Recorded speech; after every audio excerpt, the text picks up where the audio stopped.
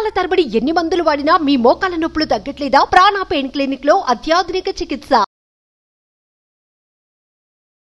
నమస్తే రవీంద్రనాథ్ గారు. నమస్తే అమ్మ ఉష గారు. గ్రే డివోర్స్ ఈ మధ్య కాలంలో ఈ పదాన్ని చాలా ఎక్కువగా వింటూ ఉన్నాము.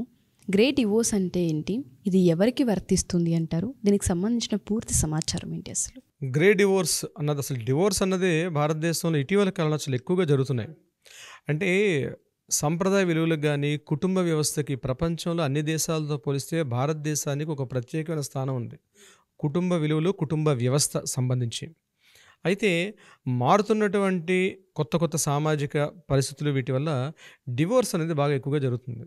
ఇప్పటివరకు మనకు తెలిసింది ఏంటంటే, కొత్తగా పెళ్ళైన వాళ్ళు 2 years 3 years 4 years మ్యారేజ్ జీవితంలో వైవాహిక జీవితం ఉంటూ వాళ్ళిద్దరి మధ్య సరైన అవగాహన లేకపోతే, వారిద్దరి మధ్య కాస్త ఎడమొహం పెడమొహంగా ఉండేటప్పుడు, ఒకరి ఇష్టాలను ఒకరి అభిరుచులను ఒకరు ఎప్పుడైతే గౌరవించుకోకపోతారో అప్పుడు ఈ డివోర్స్ అనేది వచ్చింది.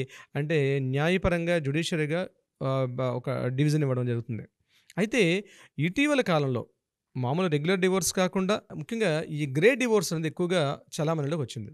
ఎవరికి వర్తిస్తుంది అసలు ఇది? గ్రే డివోర్స్ అనేది క్లియర్గా చెప్పాలంటే, వైవాహిక జీవితంలో మ్యారిటల్ స్టేటస్లో 20 years పైన ఉంటూ, ఏజ్ ఒకవేళ ఉమెన్కి కానీ మెన్కి కానీ, మేల్కి కానీ ఫీమేల్కి కానీ, ఏ ఇద్దరిలో ఎవరికైనా ఇద్దరికైనా సరే 50 years అబవ్ ఏజ్ దాటితే, 50 ఏళ్ళ పైబడినటువంటి వయసు ఉన్నటువంటి వ్యక్తులు వారు వైవాహిక జీవితాన్ని ఆల్రెడీ ఒక 20 ఏళ్ళలో 25 ఏళ్ళలో జీవితాన్ని ట్రావెల్ చేస్తుంటారు. పిల్లలు ఉంటారు, పిల్లలు లేకపోతారు, ఏదో ఒకటి మొత్తానికి వాళ్ళు కలిసి లాంగ్ ట్రావెల్ చేస్తారు.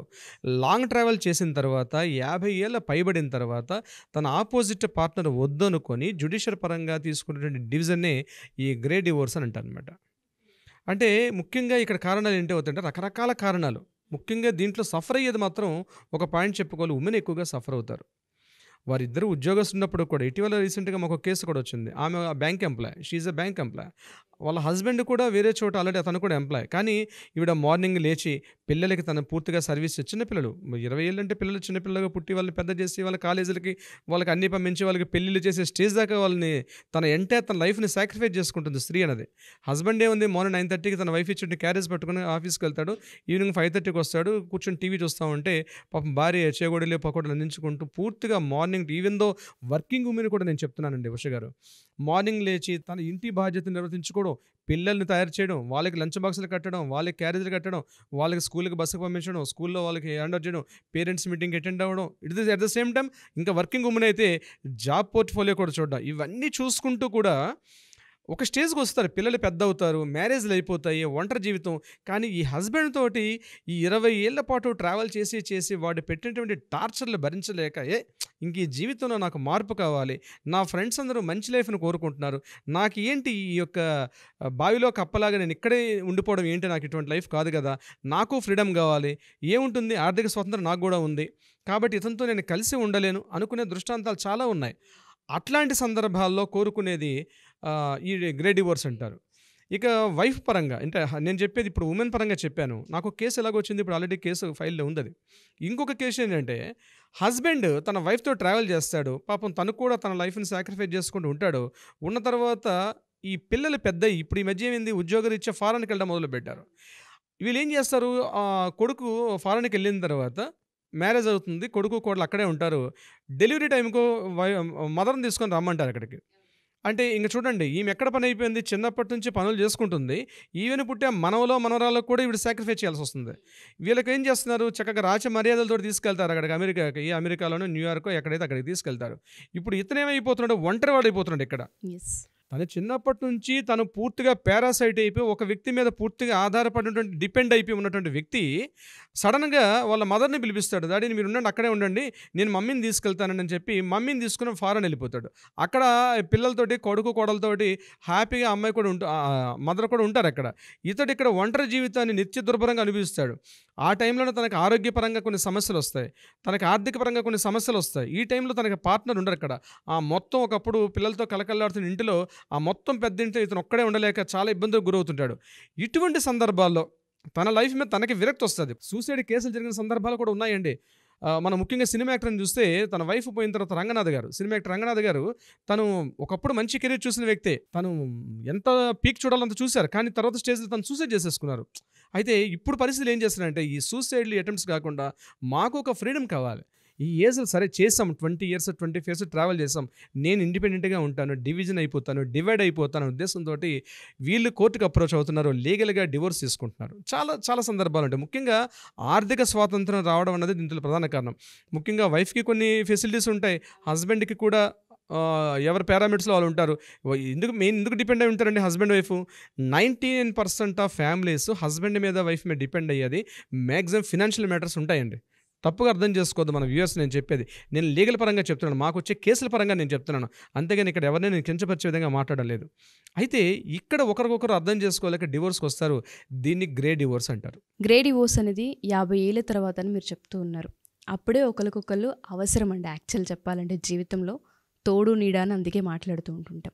దానివల్ల వచ్చే కాంప్లికేషన్స్ ఏంటి అంటారు? ఎప్పుడైతే ఇంకో వద్దు మాకు ఒక కంక్లూజన్కి వచ్చి గ్రే డివోర్స్కి వెళ్ళిపోయి అప్లై చేస్తూ ఉంటుంటారు, వాళ్ళు ఒక క్షణం ఆలోచించాలి అన్నా, ఫ్యూచర్ని ఒకసారి ఇమాజిన్ చేయగలగాలి అన్నా మన ఎపిసోడ్ కొన్నిసార్లు వాళ్ళకి మాటల రూపంలోనో కౌన్సిలింగ్ రూపంలోనో హెల్ప్ అవ్వాలి కాబట్టి అడుగుతున్నాను.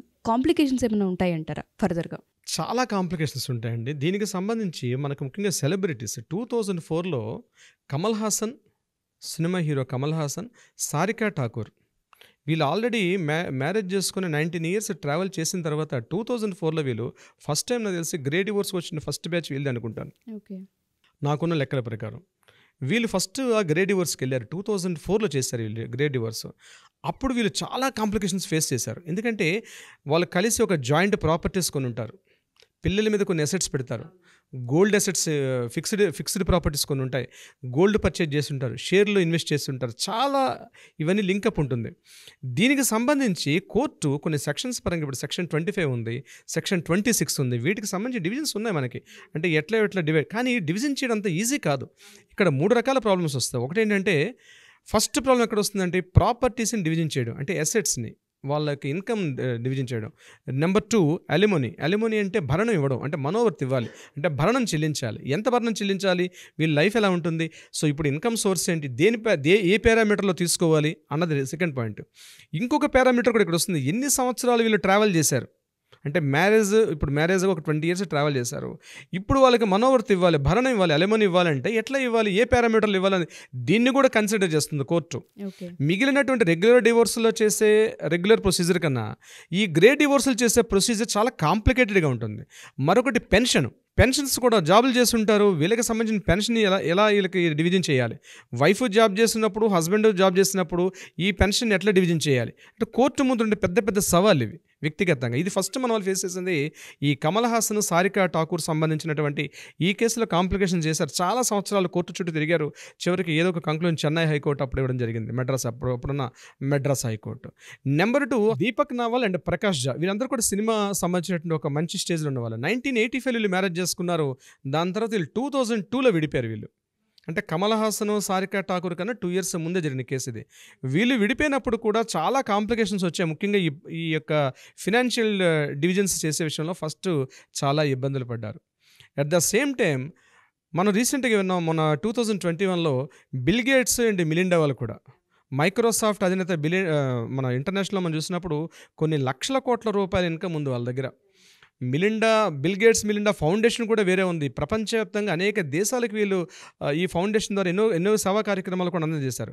వీళ్ళు already more than 22 years 25 years travel చేసిన తర్వాత బిల్ గేట్స్ మిలిండా కూడా విడిపోయారు. అయితే ఇక్కడ వాళ్ళకి మనకి తేడా ఏంటంటే ఇదే ఫారెన్ చట్టాలు, అమెరికన్ చట్టాలు ఒక స్ట్రాటజీ ఫాలో అవుతున్నారు వాళ్ళకి సంబంధించి, కొన్ని క్లియర్గా ఉంది వాళ్ళ దగ్గర. కానీ వేరే ఇండియాకి వచ్చేసరికల్లా ఇంకా అంత ఇప్పటికీ కాంప్లికేటెడ్గా ఉన్నాయి తప్పించి, ముఖ్యంగా ఈ ప్రాపర్టీ డివిజన్స్, మనీ డివిజన్స్ చెప్పడంలో మాత్రం చాలా ఇబ్బందులు పడుతూ. ఎందుకు అంటే అసలు ఎక్స్పెక్ట్ చేయం కదా సార్, 50 ఏళ్ళు ఒక లైఫ్ ముందుకు వచ్చిన తర్వాత సడన్గా వాళ్ళ మధ్య ఏవో కాంప్లికేషన్స్ వస్తాయి, కాన్ఫ్లిక్ట్స్ వస్తాయి, విడిపోతారన్న పాయింట్ ఎప్పుడు మనం ఆలోచించాము. మీరు చెప్పినట్టుగా ఈ కాంప్లికేషన్స్ ఖచ్చితంగా కనిపిస్తాయి. ప్రాపర్టీస్ ఇద్దరి పేర్ల మీద ఉండుండొచ్చు, ఇన్వెస్ట్మెంట్ చేస్తుంది ఉండొచ్చు, గోల్డ్ అయి ఉండొచ్చు, పిల్లలకి సంబంధించి పిల్లల పెళ్ళిళ్ళకి సంబంధించి కూడా అయి ఉండుండొచ్చు. వీటన్నిటిని ఏ విధంగా చూడాలి అంటారు? రీసెంట్గా మల్లికా అరోరా, అర్ఫజ్ ఖాన్ వీళ్ళ ఇష్యూ ఒక కొత్త సైటేషన్ ఇచ్చింది కోర్టులో ఈ ప్రాపర్టీ డివిజన్ సంబంధించి. అప్పుడే ఈ కేసుకు సంబంధించి ఎప్పుడైతే మల్లికా అరోరా, అర్ఫజ్ ఖాన్ వీళ్ళకి సంబంధించిన కేసులోనే ఈ ప్రాపర్టీ డివిజన్స్ ఒక దగ్గర ఉండే వీళ్ళ ప్రాపర్టీస్ ఎక్కడెక్కడో ఉంటాయి, ఆ డివిజన్ చేసి కేటగిరీ చేయడం అనేది కొత్త ఇష్యూ వచ్చింది. బట్ ఇప్పుడు చాలా వరకు ప్రాపర్టీ మెయిన్ ఈ గ్రే డివోర్స్కి వచ్చేటప్పుడు ఏమైందంటే డివోర్స్ ఇవ్వడం చాలా easy process. It is a matter of 2 నిమిషాలు సైన్ చేసి ఇవ్వడం ఈజీ. కానీ మెయిన్ ఎక్కడ ప్రాబ్లం వస్తుందంటే నేను చెప్పినటువంటి ఈ ప్రాపర్టీలో డివిజన్ చేయడం కానీ ఎసెట్స్ డివిజన్ చేయడం ఏదైతే ఉందో నేను ఈ ఒక్క ఎపిసోడ్లో నేను దానికి క్లియర్గా చెప్పడం కుదరని పని. దీనికి సంబంధించి కొన్ని పారామీటర్స్ ఉన్నాయి, దానికి కొన్ని లెక్కలు ఉన్నాయి. ముఖ్యంగా హిందూ వివాహ చట్టం 1955 సంబంధించిన దీని ప్రకారమే డివిజన్స్ జరుగుతాయి. సెక్షన్ 13 యాక్చువల్గా డివోర్స్ సంబంధించి ఇచ్చేది సెక్షన్ 13 ఉంటుంది. సెక్షన్ 24 సెక్షన్ 25 ఎంతెంత పారామీటర్స్లు ఇవ్వాలి. ముఖ్యంగా సెక్షన్ 24 ఏం చెప్తుంది, ఈ కేసు నడిచినంత కాలం కూడా ఎవరైతే ఫిర్యాదుదారుడు కాకుండా అయిపోయి అపోనెంట్ ఎవరైతే ఉంటారో వాళ్ళకి ముఖ్యంగా మహిళలకు సంబంధించింది.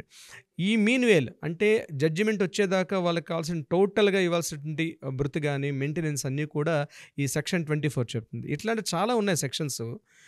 సరే ఏదేమైనప్పుడు కూడా అంత వైవాహిక సంబంధం ఉన్నవాళ్ళు అంత మ్యారిటల్ కలిసి ఉండడం మాత్రం ఒక విధంగా చెప్పడం కూడా అంత కరెక్ట్ కాదు. ఈ మన హిందూ వివాహ చట్టంలో ముఖ్యంగా యాజ్ బీయింగ్ అన్ ఇండియన్స్ విడిపోమని మనం చెప్పడం కరెక్ట్ కాదు. కానీ చట్టాలు అలా ఉన్నాయి. మారుతున్న కాలం ముఖ్యంగా ఇన్ఫర్మేషన్ టెక్నాలజీ పెరగడం, పిల్లలు ఎక్కడెక్కడ ఉద్యోగాలు ఇచ్చి వెళ్ళడం, పట్టించుకోకుండా ఓల్డేజ్ హోమ్లో అరే ఇన్ని సంవత్సరాలు పనిచేస్తాం మాకు ఒక ఇండిపెండెన్స్ ఉంటే బాగుంటుంది. మహిళలు ముఖ్యంగా ఆలోచిస్తున్నారు ఈరోజు. ఇండిపెండెన్స్ వచ్చిన తర్వాత ప్రధానంగా మహిళలు ఆలోచిస్తున్నారు. ఇతనితో నేను ఇంతకాలం ట్రావెల్ చేశాను, నన్ను నేను కోల్పోయాను, నేను జీవితం అంటే ఏందో తెలుసుకోలేకపోయాను, ఇప్పుడు లైఫ్ తెలుస్తుంది, ఈ టైంలో ఇంకా ఇతను నన్ను టార్చర్ చేస్తున్నాడు, ఇంకా మీరు చెప్తే నమ్మరండి ఉష గారు మాకు కొన్ని కేసులు ఉంటాయి. మేము ఆశ్చర్యపోతాం వాళ్ళు వచ్చే కంప్లైంట్స్ చెప్తుంటే. ఏంటి ఆ పని చేశాడు అంటే రీసెంట్గా మాకు శ్రీనగర్ కాలేజ్ నుంచి ఒక కేసు వచ్చింది మాకు. ఆయన ఒక మింటి కాంపౌండ్లో మంచి జాబ్ చేశాడు, రిటైర్డ్ పర్సన్, ఆల్మోస్ట్ 2 years అయిపోయింది రిటైర్మెంట్. అతను మంచం చైర్లోంచి లేవాలని పరిస్థితి, కానీ ఆమెను ఆ టైంలో కూడా ఇబ్బంది పెడుతున్నాడు. ఎవరి కోసం నేను భయపడాలి, ఈ సొసైటీలో ఎవరి కోసం నేను ఇంకా ఇంత కలిసి ఉండాలని ఒక రకమైన విరక్త భావన వచ్చేస్తుంది అనమాట. అప్పుడు ఇట్లాంటి ఈ గ్రే డివోర్స్ అన్న వర్డ్స్ అనేవి మనకి రెగ్యులర్గా రావడం. అయితే ఒకటి ఏంటంటే మహిళలకి అవేర్నెస్ ఉండాలి. ఒకటి మనం ఈ వేదిక ద్వారా మనం తెలియపరుస్తుంది ఏంటంటే మీ హస్బెండ్ విడిచిపెట్టి మీరు కష్టాలు పడుతున్నారు కాబట్టి వచ్చేమని చెప్పడం నా ఉద్దేశం కాదు. కానీ లీగల్ పరంగా న్యాయపరంగా మీ వ్యక్తిగత స్వేచ్ఛకు మీ వ్యక్తిగత రక్షణకి గోప్యతకి ఏదైతే ప్రధానంగా చట్టాలు రూపొందించబడ్డాయో ఆ చట్టాల ద్వారా మీ రక్షణ పొందే మీకు హక్కు ఉంటుంది అని తెలియపరచడం నా ఉద్దేశం. అండ్ దాంతోపాటు మీరు అన్నట్టుగానే చాలామంది కొన్ని ఇయర్స్ వరకు మోస్తూ ఉంటుంటారు భారాన్ని. ఒక ఏజ్ వచ్చిన తర్వాత కష్టంగా ఉంటుంది. అలాంటి వాళ్ళు కనుక మనల్ని అప్రోచ్ అవ్వాలి అంటే మన సహాయం తీసుకోవాలి అనుకుంటే రావచ్చు అంటారా? మనం కౌన్సిల్ చేసే అవకాశం కానివ్వండి, లేదు మేము ఫిక్స్ అయ్యాం అనుకున్నప్పుడు మన హెల్ప్ కానివ్వండి ఉండే అవకాశం ఉంటుందా? ఇప్పుడు మీరు ఏవైతే చెప్పారో దీనికి సంబంధించి ఫస్ట్ అయితే కౌన్సిలింగ్ చేస్తాం వాళ్ళకి సంబంధించి. అదేవిధంగా న్యాయ సహాయం కావాలి, ముందైతే వాళ్ళని కంటిన్యూగా వాళ్ళ కష్టాలు వినే అవకాశం మనం ఉంటాం, మనం టైం ఇస్తాం ఖచ్చితంగా. ఏ స్థాయి వ్యక్తులైనా పర్వాలేదు, వాళ్ళ కష్టాలు వింటాం, వాళ్ళ కౌన్సిలింగ్ చేస్తాం మ్యాక్సిమం ఉన్నంత వరకు. న్యాయపరంగా ఎటువంటి సలహాలు కావాలనుకున్నా, సంప్రదింపులు కావాలనుకున్న కింద కాంటాక్ట్ మనకి ఏదైతే డిస్ప్లే అవుతున్న నెంబర్ కాంటాక్ట్ చేయగలిగితే డెఫినెట్గా మన టీం వాళ్ళు అప్రోచ్ అవుతారు, డెఫినెట్గా వాళ్ళకి హెల్ప్ చేస్తారు. Sure sir. గ్రే డివోర్స్ గురించి యాక్చువల్గా నాకు తెలీదు. దీని మీద అవేర్నెస్ క్రియేట్ చేయడం అనేది చాలా అవసరం ఇప్పుడున్న పరిస్థితుల్లో. మీరు అన్నట్టుగానే 50 ఏళ్ళు 60 ఏళ్ళు వచ్చిన తర్వాత కూడా భార్యలు భర్తలు భార్యల్ని వణికించి భయపెట్టే రోజులు ఇప్పటికీ చూస్తూ ఉంటుంటారు. అలాంటి వాళ్ళు ఇటువంటి లైఫ్ ఎందుకు లీడ్ చేస్తున్నామన్న ఆ డిప్రెషన్ మోడ్లో ఉన్న వాళ్ళు చాలామంది పార్ట్నర్స్ ఉన్నారు. వాళ్ళందరికీ కూడా ఫస్ట్ ఆఫ్ ఆల్ కౌన్సిలింగ్ త్రూనో లేదా న్యాయ సలహాల త్రూనో బయటపడే అవకాశం ఉందని తెలియజేయడమే మన ఉద్దేశం. Thank you sir, thank you so much. Thank you so much Usha గారు. సుమన్ టీవీలో మీ పర్సనల్ అండ్ బిజినెస్ ప్రమోషన్స్ కోసం కింది నెంబర్కి కాంటాక్ట్ చేయండి.